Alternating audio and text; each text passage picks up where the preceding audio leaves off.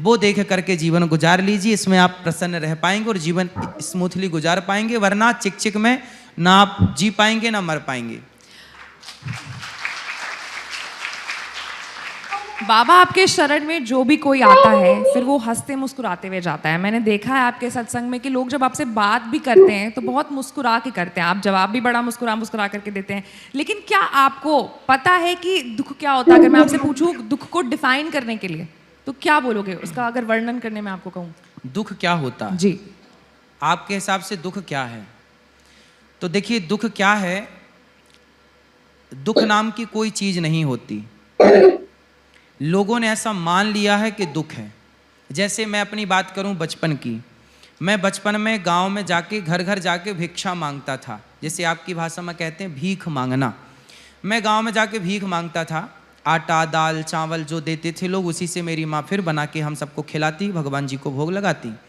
मैंने उस दौर को देखा है, भीख मांगने के दौर को। जब आप मुझे भिक्षा देते थे तो चावल के कुछ दाने नीचे गिर जाते थे, तो मैं वो चावल को समेटता था। 4 दाने भी मैं उठा के अपनी झोली में डालता था। मैंने वो दिन देखे हैं। लेकिन उस समय पे भी हम प्रसन्न थे जी। सुदामा जी गरीब हैं ऐसा लोग कहते हैं। गरीब उसे कहा जाता है जिसके पास बहुत कुछ है पर बहुत कुछ होकर भी संतोष नहीं है। और उस व्यक्ति को आप गरीब कह ही नहीं सकते जो पेड़ की छांव में भी खुश है, संतुष्ट है। एक रिक्शे वाले की पत्नी अपने पति के साथ साइकिल में बैठ के जाती है। कई बार मर्सिडीज में बैठ के लोग इतना प्रसन्न नहीं होते जितना साइकिल में बैठ के लोग प्रसन्न हो जाते हैं। तो आपकी प्रसन्नता ही आपकी अमीरी है, आपकी मुस्कान ही आपका सुख है। हम क्यों कमाते हैं? आपने कपड़े पहने क्यों पहने? विवाह किया क्यों किया? बच्चे पैदा किए क्यों किए? घर बनवाए क्यों बनवाया? गाड़ी खरीदी क्यों खरीदी? हर चीज के पीछे है आपकी प्रसन्नता। आपने अपनी प्रसन्नता से कपड़े खरीदे, चॉइस के कपड़े पहने, प्रसन्नता से गाड़ी, ये मेरी गाड़ी पसंद नहीं आ रही, ये वाली गाड़ी अच्छी है। घर बनवाया, ये कलर नहीं, ये कलर घर पे होना चाहिए। हर चीज आपने किसके लिए किया? अपनी प्रसन्नता के लिए। और जब सब कुछ प्रसन्नता के लिए हुआ और सब कुछ पाके आप प्रसन्न हुए ही नहीं तो फिर वो सब कुछ करने का फायदा क्या? इसलिए जीवन का सिद्धांत है कि आप जितना है, आपके पास साइकिल है आप खुश हैं, आपके पास मर्सिडीज है आप खुश हैं, आपके पास बड़ा बंगला है पर आप खुशी नहीं हैं, और आपके पास घास की झोपड़ी है आप बहुत खुश हैं।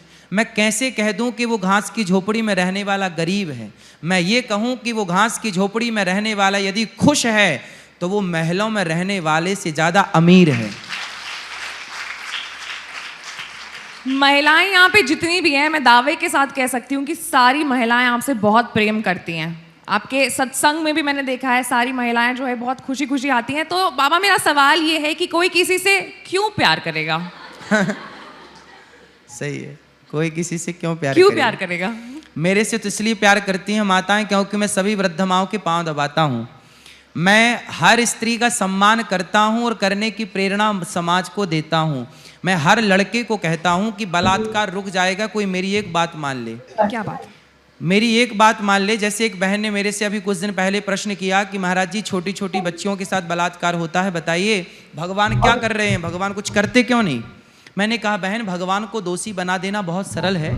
दोषारोपण कर दीजिए, आप भगवान पे कर दीजिए, कोई भगवान थोड़ी आएंगे कहने। लेकिन सबसे बड़ा दोषी कौन है बताइए? मैं आपसे पूछ रहा हूं, आप पत्रकार हैं, बताइए बलात्कार जो होता है इसका सबसे बड़ा दोषी कौन है? नियत। क्या उस लड़के के माँ बाप दोषी नहीं है जिन्होंने बच्चे को नारी का सम्मान करना नहीं सिखाया? क्या आप माँ की जिम्मेदारी नहीं थी? क्या पिता की जिम्मेदारी नहीं थी जो बच्चों को ये सिखाए? जब आपको ये सिखाया गया कि 2 और 2 4 होता है, आपको ये सिखाया गया कि काखा गाघा ये होता है, ए फॉर एप्पल होता है, बी फॉर बॉल होती है, तो आपने ये क्यों नहीं सिखाया कि नारी बहन होती है, नारी माँ होती है, नारी बेटी होती है, बेटा सदा तुझे नारी का सम्मान करना? ये पाठ क्यों नहीं पढ़ाया गया? बाबा, पढ़ाया जाता है, तभी तो उनकी जो दृष्टि है वो बाहर की महिलाओं के लिए खराब होती है, घर की महिलाओं के लिए नहीं होती। ना, क्यों? आप पत्रकार हैं, बहुत सारे केस ऐसे आपके सामने आते हैं जो घर में भी गलत होता है। बिल्कुल होता है। फिर ऐसे कैसे कह सकते हैं कि घर में लोगों की नीयत साफ है? घर में भी आजकल लोगों की नीयत गंदी है। भाई जैसे गंदी नियत है तो वो तो घर हो या बाहर हो, वो बिल्कुल भेद नहीं करेगा कि आप घर की हो या बाहर की हो। हम कहना ये चाहते हैं कि हर माँ और हर पिता, इसके लिए कहा चाणक्य ने कि माता शत्रु पिता वैरी ये न बालो न पाठिता न शोभते सभा मध्य हंस मध्य बको यथा।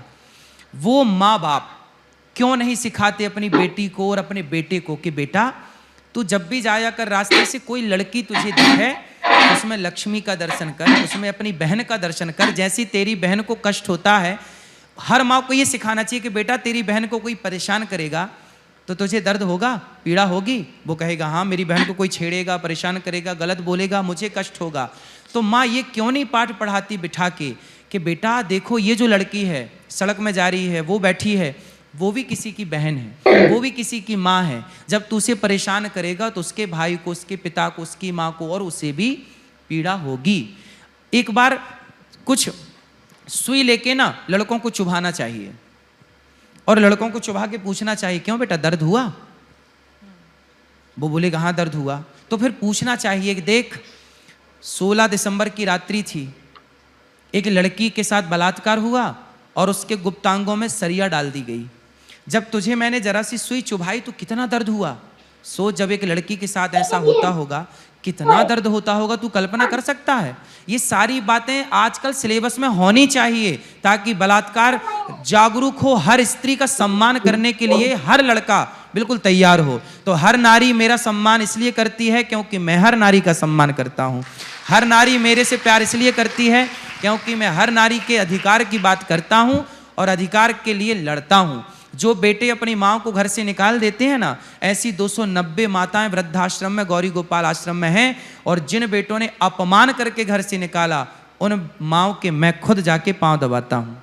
तो मेरे से ये माँ बहन तो प्यार करेंगी।